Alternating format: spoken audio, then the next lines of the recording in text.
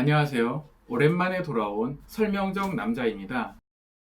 경제사상사 3편 올려놓고 너무 고민에 빠졌어요. 재미가 없더라고요.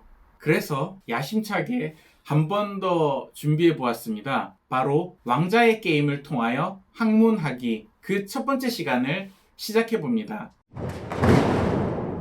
왕자의 게임을 보다 보면 굉장히 매력적인 가문들이 등장하는데요. 그 가문들은 각자 뚜렷한 개성을 통해서 또 다른 개성을 가진 가문들과 경쟁하고 그 스토리들이 우리에게 많은 영감을 주는 것 같아요. 처음으로 그래서 제가 가장 감명 깊게 보았던 가문 라니스터 가문을 통해서 오늘 유익한 지식을 전달하는 설명적 남자 시간 가져보겠습니다. 라니스터 가문, 이 고양이처럼 굉장히 멋진 사자가 그 가문의 상징이에요. 구성원 하나하나도 그런 사람들이 많습니다. 강렬한 카리스마로 대륙을 지배하는 타이완 라니스터, 그리고 당대 최고의 검술 실력을 가진 제이미 라니스터, 왕비로서 권모술수의 달인 세세이 라니스터, 뛰어난 지략으로 상대를 괴롭히는 작은 악마 난쟁이 티리온 라니스터, 그리고 사이코패스 같은 얄미움과 아주 같은 것도 재능일까요? 조프리 라니스터.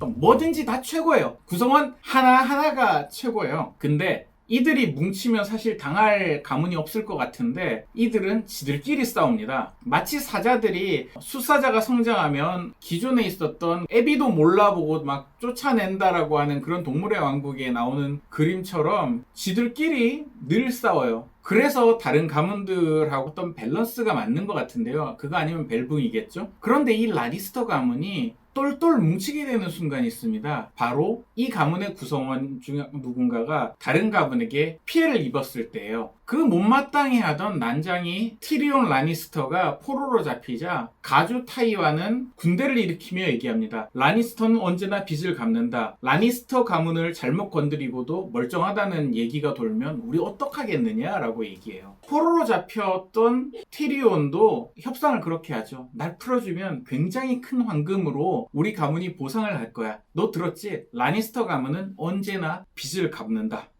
간단히 생각하면 그런 생각이 들어요. 황금이 넘치는 부유함과 강한 군사력을 가지고 있기 때문에 언제나 잔혹하게 빚을 갚거나 보상으로 빚을 갚을 수 있었던 것이 아닌가. 그래서 언제나 빚을 갚는 것은 강하기 때문이 아닌가라는 생각을 할 수 있는데요. 저는 조금 달리 생각해서 어쩌면 그들은 언제나 빚을 갚는다라는 이 가언 때문에 그렇게 강하고 부유해지지 않았나라는 생각이 듭니다. 그 원리에 대해서 오늘 다뤄보도록 할게요. 그 원리에 대해서 다루기 위해 빚이라고 하는 개념이 가장 많이 다뤄지는 현대사회의 중요한 학문 회계학을 통해서 설명해 보고자 합니다. 제가 공부했던 중급 회계 교과서에 굉장히 중요한 한 가지 이론이 등장해요. 바로 자산은 부채, 빚 더하기 자본이다. 자산, 부채, 자본에 대해서 이제 좀 더 설명을 해야 될 것 같은데요. 자산은 이렇게 적혀 있습니다. 정의에는 자산은 과거 사건의 결과로 기업이 현재 통제하고 있고 미래 경제적 효익이 유입될 것으로 예상할 수 있는 어떠한 자원. 말이 어렵죠? 조금 쉽게 설명해 볼게요. 내가 목표를 달성할 수 있는데 쓸 수 있는 힘이 되는 모든 것, 그것이 자산입니다. 이것이 바로 부채와 자본으로 나누어져 있다는 건데요. 부채, 자본도 회계학적 정의를 설명하기보다는 그냥 이렇게 쉽게 얘기하면 내가 목표를 달성하는 데 쓸 수 있는 힘이 있어요. 근데 이 힘은 원래 내 힘, 순수한 내 힘, 자본이 있고 남한테 빌려온 힘, 부채가 있습니다. 결국 빚은 내 목표를 달성하기 위해서 누군가로부터 빌려온 것입니다. 자본주의 사회가 출현하기 전에는 사실 남의 힘인 빚을 빌려온다는 건 상당히 금기시되었고 빌려주는 행위도 문제시되었어요. 왜냐? 힘을 빌려줬다가 못 돌려받는 일이 많잖아요. 그렇기 때문에 대가로 높은 이자를 고리대를 요구했습니다. 그렇기 때문에 피해를 입는 사람들도 많았고 국가 차원에서 그 고리대는 굉장히 악한 것이라고 규정하는 경우가 많았어요. 그런데 자본주의 사회가 열리면서 그것을 전문적으로 하는 은행들이 탄생하기 시작합니다. 은행들은 맨날 빌려주고 돌려받는 일이 일상이다 보니까 어떠한 노하우를 얻게 돼요. 많이 하다 보니까 적은 대가로도 제공할 수 있게 되는 것, 이것을 경제학에선 규모의 경제라고 하는데요. 규모의 경제가 발생하면서 이자율을 옛날만큼 많이 받지는 않아도 되게 되었습니다.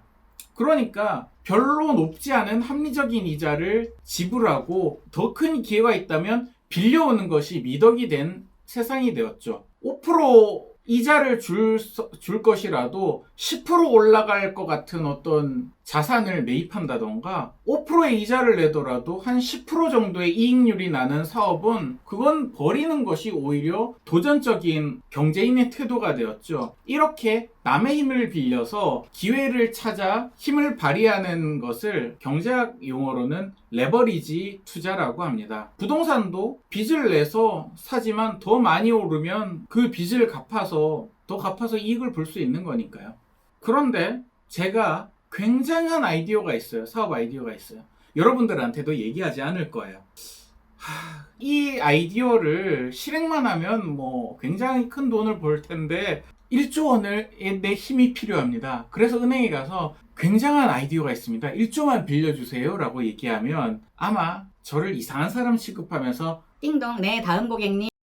왜냐면 믿을 수가 없으니까 그렇죠. 당연히 묻겠죠. 그래서 1조 빌릴 담보는 있으신가요? 담보를 요구할 겁니다. 제가 그런 담보가 있진 않아요. 그래서 자본주의 시스템은 사실 남의 힘을 빌리는 것이 미덕이 되었지만 모두가 쉽게 빌릴 수는 없고 많은 담보를 제공할 수 있는 사람만이 더 많은 남의 힘을 빌릴 수 있기 때문에 혹자는 부익부 빈익빈이 심해질 수밖에 없는 태생적 구조를 가지고 있다라고 얘기합니다. 저는 일견 맞는 얘기일 수도 있지만 저는 라니스터 가문의 이 가언을 들으면서 어쩌면 자본주의 사회를 살아가는 것이 단순히 많이 가진 자들이 많은 힘을 빌리고 많은 자산을 이용해서 많은 돈을 버는 구조는 아닐지도 모른다라는 생각을 하게 되었어요. 라니스터 가문의 이야기로 조금 더 돌아오자면 라니스터 가문이 돈이 굉장히 많아서 그걸로 다른 사람을 매수하기도 하고 군대를 사기도 하고 하지만 사실 이들이 빚쟁이였다라고 하는 설정이 후반부에는 등장합니다. 강철은행이라고 하는 사실은 그 대륙을 지배하고 있는 은행으로부터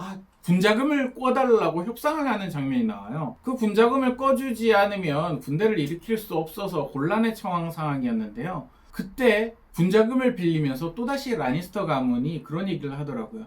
라니스터 가문은 언제나 빚을 갚아왔다. 신용의 개념을 등장시키죠. 우리가 은행에 가서 돈을 빌릴 때 낮은 금리로 빌릴 수 있는 기준과 또 더 많은 돈을 빌릴 수 있는 기준은 바로 신용 등급이라고 하는 것을 통해서 이루어집니다. 신용은 바로 상대방의 믿음을 활용한다는 뜻이에요. 그 말인즉슨 내가 얼마나 상대방의 믿음을 줄 수 있느냐를 통해 가지고 그 힘을 빌려올 수 있는 규모가 결정된다는 것이죠. 라니스터 가문은 언제나 빚을 갚는다라고 하는 가언을 통해서 우리는 믿을 수 있다라고 하는 메시지를 전달했던 것인 것 같아요. 그러니까 은행이 담보를 요구하는 것은 결국 이 사람이 갚을지 안 갚을지에 대해서 그 규모만큼은 갚을 수 없을지도 모른다고 하는 불신이 있기 때문이거든요. 그런데 담보보다 더 강력한 힘은 그 사람의 스토리예요. 얼마나 내가 상대방에게 빌려온 힘을 내 힘처럼 소중히 여기고 잃어버리지 않고 돌려주었는가에 대한 그 사람의 살아왔던 기록, 그것이 이야기로 남고 그것이 믿음으로 남아서 결국 내 자본 대비 남들은 똑같은 자본이 있을지 모르지만 남들보다 더 많은 힘을 빌려올 수 있게 해주는 것이죠. 결국 자본주의 사회는 많이 가진 자들이 기회를 얻는 사회이기 앞서 더 근본적으로 파고들면 내가 얼마나 믿음을 주는 삶을 살았느냐가 내가 경제생활을 위한 힘을 발휘할 수 있는 근거가 되는 그런 사회라는 뜻입니다. 다음 시간에도 오늘보다 조금 더 재미있는 컨텐츠를 준비해서 찾아올 테니까 기대해 주세요. 그럼 이만 마치도록 하겠습니다. 감사합니다. 끝났어.